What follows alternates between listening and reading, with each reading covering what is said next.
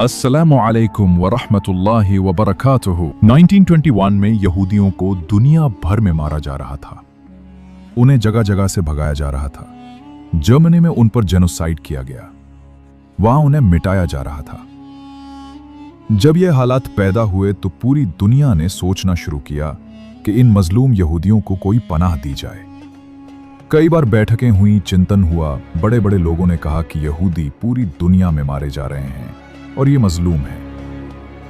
आखिरकार जब पनाह देने की बात आई तो फिलिस्तीन का एक छोटा सा इलाका चुना गया। सिर्फ 4000 यहूदियों को वहां रहने की इजाजत दी गई। 1921 से यह सिलसिला शुरू हुआ। जब वो 4000 यहूदी वहां रहने लगे तो धीरे धीरे दुनिया भर से यहूदी वहां हिजरत करने लगे। और जब तक 1947-48 आया, यानी वही वक्त जब हिंदुस्तान में आजादी की जंग चल रही थी, उस वक्त तक लाखों यहूदी फिलिस्तीन में जमा हो चुके थे। उस समय हिटलर का दौर भी खत्म हो रहा था।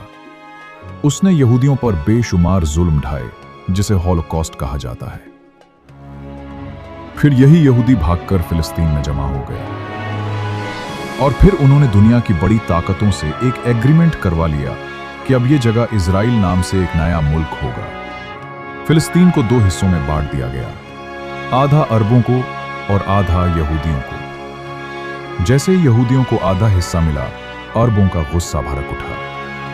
1948 के बाद जंगों का सिलसिला शुरू हो गया। जॉर्डन, सीरिया, मिस्र, इन 3 मुल्कों ने इजराइल से जंग की, मगर इजराइल हर जंग में अपने पैर फैलाता रहा, क्योंकि उसे अमेरिका, यूके और यूरोप की पूरी मदद हासिल थी। वो जदीद हथियारों से लैस थे और इधर अरबों के पास वो ताकत नहीं थी। इजराइल ने मिस्र के सहराए सीना पर भी कब्जा कर लिया।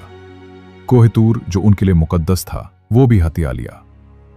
फिर मिस्र ने अगली जंग में वो इलाका वापस लिया और इजराइल को रोकने की कोशिश की, लेकिन हर बार इजराइल फैलता ही गया। 1975-78 के आसपास इजराइल ने पूरे तौर पर फिलिस्तीन पर कंट्रोल हासिल कर लिया, जिसमें बैतुल मुक़द्दस भी शामिल है। यही वो जगह है जिसकी तारीख आदम अलैहिस्सलाम के दौर से चलती चली आ रही है। बैतुल मुक़द्दस को यहूदियों ने जब अपने कब्जे में लिया तो यूएनओ का फैसला ये था कि इसका इंतजाम ना तो यहूदियों के हाथ में रहेगा, ना ही मुसलमानों के। इसका कस्टोडियन बनाया गया जॉर्डन की हुकूमत को। लेकिन हकीकत यह है कि यहूदी इस फैसले की धज्जियां उड़ाते हैं। जहां उन्हें घर नहीं बनाने की पाबंदी थी, वहां भी उन्होंने मुसलमानों के मोहल्लों को मिटाकर यहूदियों को बसाया। यरूशलम, बैतुलहम, रामला, इन जगहों पर मुसलमानों की दुकानें 40-45 सालों से बंद पड़ी हैं। ताले और जाले लगे हैं, खोलने की इजाजत नहीं मिलती, और इसके बावजूद वो मुसलमान कैसे जिगरे वाले हैं। मैंने खुद अपनी आंखों से देखा है कि बैतुल मुक़द्दस के हर दरवाजे पर बंदूक लिए सिपाही खड़े हैं, लेकिन एक 8 साल का फिलिस्तीनी बच्चा आता है, अपनी नाल फेंकता है और सीधा मस्जिद में दाखिल हो जाता है, नमाज पढ़कर बाहर आता है, और वो सिपाही देखता ही रह जाता है। कई बार गोलियों से भी हमला होता है। ये रोज का मामूल है। रात को गोलियों की बारिश होती है, जख्मी अस्पताल पहुंचते हैं, मगर अगले दिन असर के बाद फिर वही सहन में बच्चे, औरतें खाने लेकर बैठते हैं, जैसे कुछ हुआ ही नहीं। माएं अपने बच्चों को घर से निकालते हुए कहती हैं, अगर तू नमाज को जा रहा है तो हमें यकीन नहीं है कि तेरा जिस्म वापस आएगा या तेरी लाश। ऐसी बहादुर कौम है ये। हदीस में आता है, ला तज़ालु उम्मती, मेरी उम्मत में एक जमाहत हमेशा रहेगी जो कयामत तक हक के लिए लड़ती रहेगी, और अल्लाह उनका मददगार रहेगा। आज बैतुल मुक़द्दस खून में नहाया हुआ है। यहूदियों का जबरदस्ती कब्जा है और उनकी मंशा है कि मस्जिद अक्सा को गिराकर वहां 3rd टेंपल बनाया जाए। यह मस्जिद हजरत उमर रज़ियल्लाहु अलैहि वसल्लम के दौर में बनी थी। फिर उमवी खलीफा वलीद बिन अब्दुल मलिक ने इसका इमारती ढांचा तामीर कराया। कुब्बत उस सखरा यानी डोम ऑफ रॉक, जो पीले गुंबद वाली इमारत है, असल मस्जिद अक्सा उससे जुड़ी हुई है। ये लोग मस्जिद अक्सा को गिराकर वहां दाऊद अलैहिस्सलाम और सुलेमान अलैहिस्सलाम आले के दौर का मंदिर बनाना चाहते हैं। इसीलिए खुदाई करते हैं, आर्टिफिशियल जलजले लाते हैं ताकि मस्जिद की दीवारें हिल जाएं और वो खुद गिर जाएं। लेकिन जब तक अल्लाह चाहता है ये मस्जिद कायम है। 2017 में इन्होंने थर्ड टेंपल का आर्किटेक्चरल डिजाइन और एक सिक्का भी जारी कर दिया था जिसे लेकर अंदर जाया जाएगा।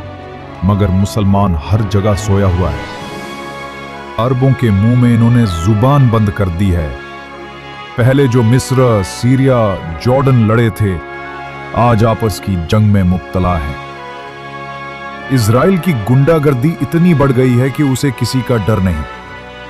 अब अगर कोई आवाज उठाता है तो कभी तुर्की बोलता है, और इजराइल को सबसे बड़ा खतरा सिर्फ ईरान से है। ईरान और सऊदी को आपस में भिड़ा दिया गया ताकि इजराइल आराम से बैठा रहे। लेकिन जब इन दोनों के बीच अमन समझौता हुआ तो सबसे पहले इजराइल की नींद उड़ गई। अब गजा, जो फिलिस्तीन का एक बचा हुआ हिस्सा है जहां हमास लड़ रही है, वहीं से यह लड़ाई आज भी जारी है। हमास की तादाद मुश्किल से 20,000 है, लेकिन आज तक वो डटे हुए हैं। यह भी कहा जाता है कि हमास को इजराइल मदद करता है, मगर जो भी हो, यह लड़ाई हक और बातिल की है। और याद रखिए, वो दिन जरूर आएगा। हदीस में है, खुरासान से एक जमात निकलेगी, उनके हाथ में काले झंडे हुए होंगे।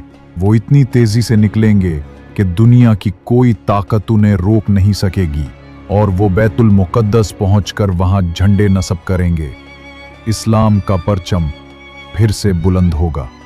अब मैं अपनी बात को खत्म करता हूं। दुआ यही है, या अल्लाह, बैतुल मुकद्दस को आज़ादी अता फरमा।